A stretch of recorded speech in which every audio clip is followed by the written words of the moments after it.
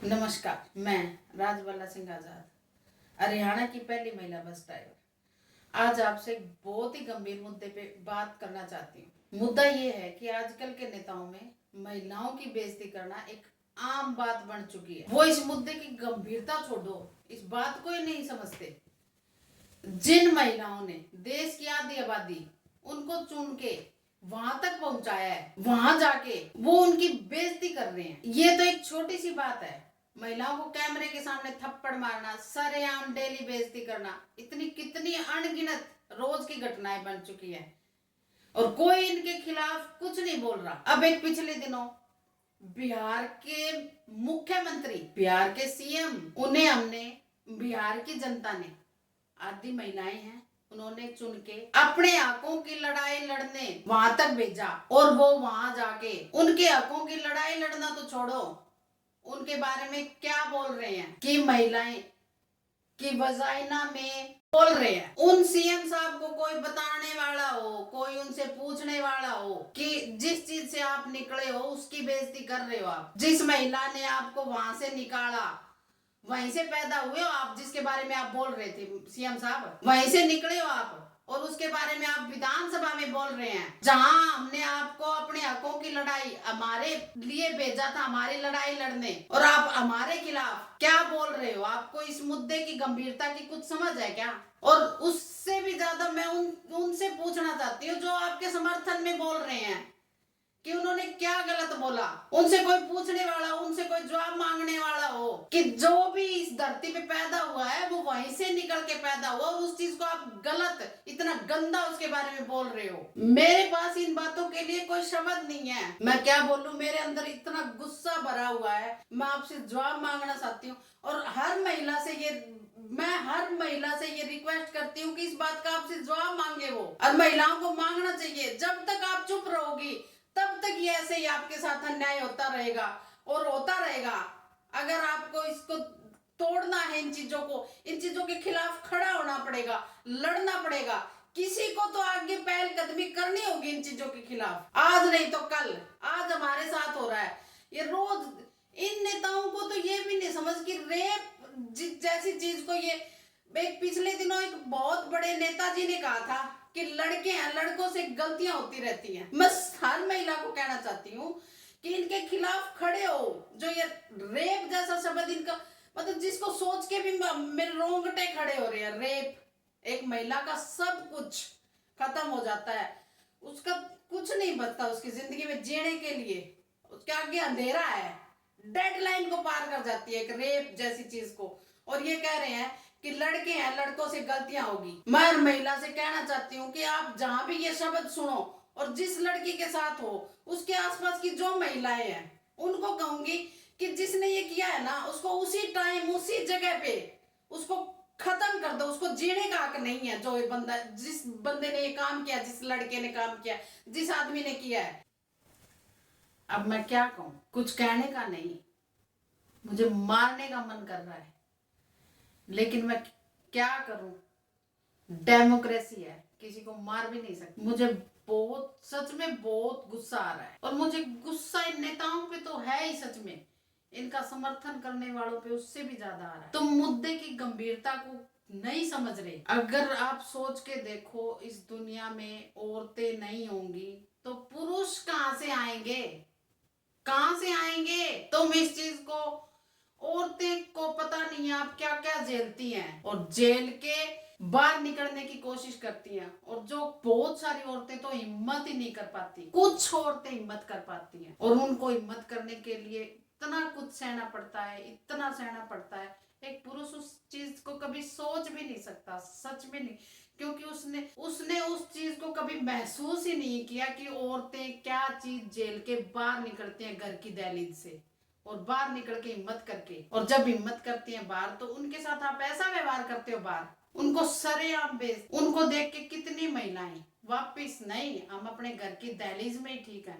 पीड़ित वो वहां पे भी हैं, लेकिन उनको ये होता है कम से कम सरेआम तो नहीं हो रहा हमारे साथ, घर में ही हो रहा है, किसी को पता नहीं है। आपको समझ आ रहा है आप कितना बड़ा क्राइम कर रहे हो औरतों के साथ। आपकी वजह से कितना कितना सब कुछ एक संतुलन बिगड़ गया है। संतुलन इसलिए कहूंगी कि 1000 लड़कों के पीछे बहुत सारी लड़कियां, कितनी लड़कियां कम होगी। ये ट्रॉफी मिली है मुझे इस बात के लिए कि आप अपने जैसी इस क्षेत्र में पहलकदमी करो। 1000 लड़कों के पीछे 700 लड़कियां, कई राज्यों में 700 लड़कियां, ये आप जैसे बयानों की वजह से लोगों ने लड़कियों को पैदा करना ही छोड़ दिया, गर्भ में ही मार देते हैं। और उनको करना भी चाहिए, मैं उनको दोष नहीं दे रही, वो कर रहे हैं, क्योंकि समाज में आएंगी तो उनके साथ क्या क्या हो रहा है, नहीं आना चाहिए उनको। मैं तो ये कहूंगी सच में पुरुष ही हो जाए इस दुनिया में, औरतें रहे ना। आप उस समाज की कल्पना करके देखिए, क्योंकि औरतों की इज्जत नहीं करते आप। और दूसरी बात, मेरे को ये समझ में नहीं आ रहा कि आप सरेआम इतनी बेइज्जती कर रहे हो, तो अकेले में क्या सोच है आपके दिल में, वो तो आपने भड़ास निकाली, लेकिन आपके दिल में कितनी बेइज्जती होगी उस महिला के लिए, कितनी क्या भरा है। इस बात की मैं कल्पना करके भी सिहर जाती हूँ कि आप जब सरेआम इतना गंदा बोल रहे हो तो आपके अंदर क्या भरा होगा। आप सोचिए, एक सोशल मीडिया पे एक वायरल हो रहा था कि है ना, जो नीतीश कुमार को गलत बोल रहे हैं, क्या गलत बोल दिया इन्होंने, सीएम साहब ने क्या गलत बोल दिया। इसका मतलब तो आप हर चीज को सही ठहरा रहे हो। अगर इस चीज को आपने सही ठहराया तो आपने हर चीज को सही ठहराया। महिलाओं के साथ जो ज्यादतियां हो रही है सब चीज को सही ठहराया। वो आपने इतने सारे, जो ये दिल्ली वाला कांड हुआ था आपकी नजर में, तो फिर वो भी सही है, क्योंकि वो महिलाओं के साथ तो फिर क्राइम ही नहीं है ना, उसके साथ तो आप कुछ भी करो, वो तो एक संपत्ति बना लेगी है ना, महिलाओं को कोई भी कुछ भी बोल दे, क्योंकि ये सहन कर लेती है। सबसे बड़ी बात ये है कि सहन कर लेती है। इन्होंने ना अपने आप को मान लिया कि हमें तो भाई कुछ भी बोलो। मैं बहुत सारी औरतों से बहुत बार बात करती हूँ, बोलती हैं कि नहीं कोई बात नहीं, घर वाला है, थप्पड़ मार दिया तो क्या हो गया, पुरुष प्रधान समाज है, घर वाला मार दी देता था। अरे इसका उल्टा करके देखो ना, जैसे वो दारू पी के रोज आपको पीटता है, आप उसको पीटो रोज दारू पी के ना, सिर्फ ज्यादा नहीं, मैं कह रही हूँ 1 हफ्ते करके देख लो, हिम्मत तो करके देखो ना, तो आपको समझ में आएगा कि वो फिर कैसे, मतलब किस बात का क्या मतलब निकालते हैं। और छोड़ो, आपके पास पड़ोस वाले क्या मतलब निकालते हैं सब। और जब ये नेता आपके घर वोट मांगने आए ना, तो इनसे इस बात का जवाब मांगो, उस दिन आपने क्या बोला था विधानसभा में खड़े होके, तब इनको समझ में आएगा कि आप क्या बोल रहे हो और क्या आपको बोलना चाहिए। तब इसको बात की गंभीरता को समझ आएगी आपको। जो महिलाएं घर की दहलीज को लांग के जा रही है और आप इनके साथ ऐसा ऐसा कर रहे हो, सरेआम थप्पड़ मार दिया, आने की ना, तो डेली कितनी घटनाएं हो रही हैं। एक घटना हो तो बंदा चलो कभी चुप हो जाए, कोई बात नहीं, 1 बार हो गया, 2 बार हो गया, डेली महिला कोई भी हो, कहीं की भी हो, महिला महिला है, समझो आप इस बात को। और सबसे बड़ी बात कि दुनिया बहुत जल्दी इन चीजों को भूल जाती है, बहुत जल्दी। आज आपके साथ हुआ, कल दुनिया भूल गई, क्योंकि उनके लिए कोई नई बात नहीं है। आपको ये तो आपको तय करना है, आपको ही अपने लिए हिसाब मांगना है। मैं इतने साल से महिलाओं के लिए संघर्ष कर रही हूँ, और मुझे आज भी लगता है कि मैं कहीं नहीं पहुंच पाई। मैं महिलाओं से बात करती हूँ, थोड़ी सी देर बात करूंगी, उनके अंदर की निकल के आती है वो थोड़ी सी देर, अगर 2 मिनट भी आप उनसे बात करेंगे ना महिलाओं से, उनके साथ इतनी समस्याएं हैं, उन चीजों को झेल के वो बाहर निकली और वो कुछ करने की ठान लेती है, मैंने इन चीजों को बदलना है। लेकिन जो ये घटनाएं हो जाती है ना, वो इससे इतना डर जाती है कि वो सोचती है नहीं, मैं जैसे हूँ वैसे। नेताजी आपको महिलाओं की स्थिति बेहतर करने के लिए भेजते हैं, ना कि जो जैसी है उससे भी बदतर बना दो। आप समझ रहे हैं ना, बेहतर और बदतर में फैसला तो आपको ही करना होगा। और सबसे पहले महिलाओं को, जो थोड़े से शिक्षित है ना, उनको नेता बना के भेजो, तो वो चीजों को फर्क तो समझ पाए। ये चीज तो आपको ही समझनी होगी, हर महिला को समझनी होगी कि हम थोड़े से शिक्षित, जिसमें थोड़ी सी समझ हो, थोड़ा सा सेंसिटिव हो, उसको भेजे वहां पे, जो हमारे लिए बोल सके, जो चीजों में फर्क समझ सके। समझो आप चीजों को। और सबसे ज्यादा तो ये 33% आरक्षण मिला है, 33% आबादी है, लेकिन हमें मिला 33। हमें चलो इतने साल लंबी लड़ाई लड़के हमें 33 मिला है, लेकिन इस 33 में भी ऐसी महिलाओं को, कम से कम महिलाओं को हम चुन के विधानसभा में भेजें, वो हमारी चीजों को समझ सके, हमारी स्थिति को समझ सके।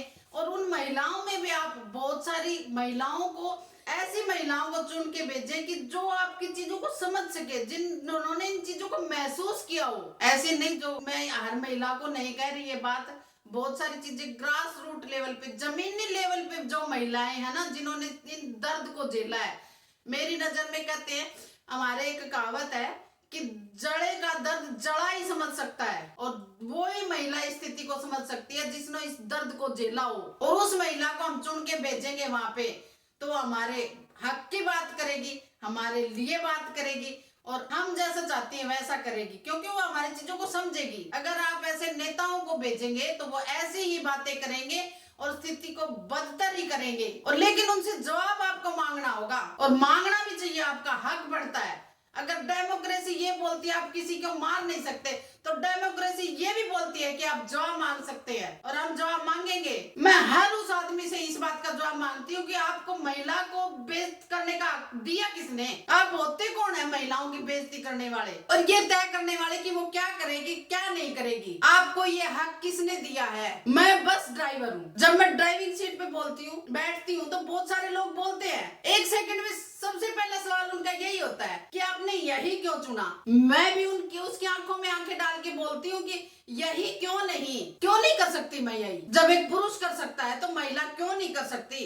और महिलाएं तो पुरुषों से बेहतर तरीके से हर चीज को संभालती आई है, सबसे अच्छे तरीके से। पुरुषों से गुनाह कम करती हैं, पुरुषों से हर चीज कम करती हैं। और मैं तो ये भी कहती हूँ कि पुरुषों से मजबूर करता है सब चीजें करने के लिए जो वो गलत करती है, नहीं तो कोई महिला ना करे, क्योंकि वो घर को चलाती है जिम्मेवारी से, देश को जिम्मेवारी से। महिलाओं ने सब जगह अपने आप को प्रूव करके दिखाया है, वो हर चीज को अच्छे से चला सकती है। मैं एक एग्जांपल से आपको एक बात समझाना चाहती हूँ। 2 मजदूर है, एक महिला और एक पुरुष, उनको दिवाली पे बोनस मिला 1000 रुपए, मान लीजिए आप, दोनों को मिला 1000 रुपए। अब आप खुद सोचिए और खुद सोच के मुझे बताइए कि उन 1000 रुपयों में कौन उसका सदुपयोग करेगा और कौन दुरुपयोग करेगा? महिला।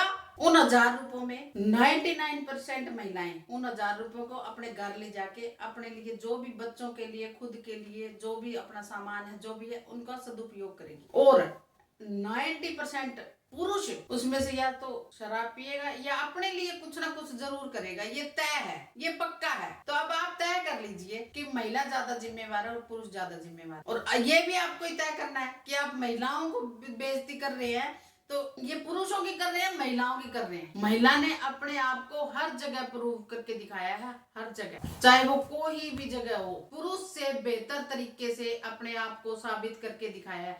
और फिर भी आप उसको हर जगह कम आंकते हैं, हर जगह।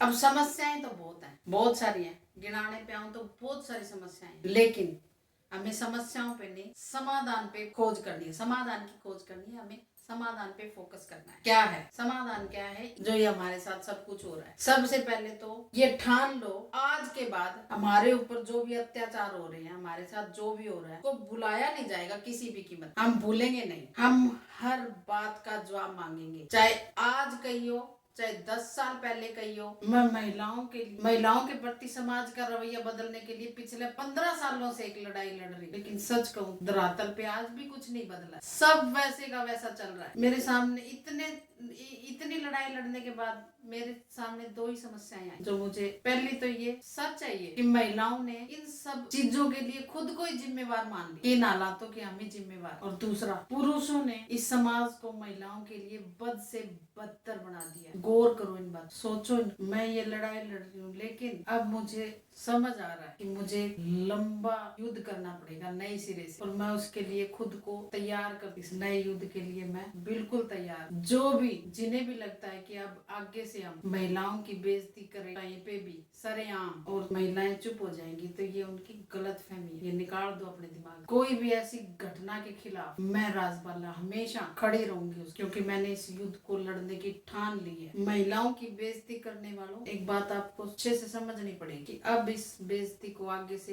बिल्कुल बर्दाश्त नहीं, आपको इसका जवाब देने के लिए तैयार रहना पड़ेगा। समाज का स्तर इतना गिर चुका है कि गालियां भी माँ और बहन की हैं। इन चीजों को बदलना पड़ेगा।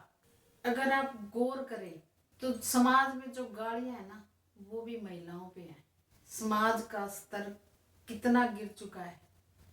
पुरुष अगर आपस में गालियां भी देते हैं ना, तो भी वो महिलाओं पे होती हैं। आज के बाद रात गई बात गई बिल्कुल नहीं चलेगा। ये जुमला तो हम खत्म ही कर देंगे, रात गई बात, हर बात का हिसाब मांगा जाएगा। और ये अकेले महिला नहीं कर सकती, सबको इस बात के लिए खड़ा होना पड़ेगा कि हमारे साथ जो हो रहा है हम उसका हिसाब मांगेंगे। और दूसरी बात, महिलाओं को अपने हकों की लड़ाई खुद लड़नी होगी। आप खुद क्यों नहीं सोच रहे इन चीजों पर? मैं या समझा नहीं पा रही या आप समझ नहीं पा रहे कि जिसको दर्द होता है ना वही बोलता है, जिसको सब कुछ मिल रहा है, जिसको मतलब आराम से। आप एक एग्जाम्पल एक और देती हूँ। आप पुरुष है, आपको ना आप ना सुबह उसको सब कुछ बना बना के दे रहे हैं, तो वो रसोई में बनाने क्यों जाएगा? क्योंकि आप उसको बना के दे रहे हैं, तो वो क्यों जाएगा? इनको जब सब चीज बने बनाए मिल रही है, सब कुछ ताना बाना समाज का एक बना बनाया मिल रहा है, तो ये हमें अपने हक क्यों देंगे? इसके लिए तो आपको खड़ा होना पड़ेगा। खड़ा नहीं होना पड़ेगा, एक लंबी लड़ाई लड़नी पड़ेगी और किसी न किसी को तो पहलकदमी करनी पड़ेगी। आज नहीं करी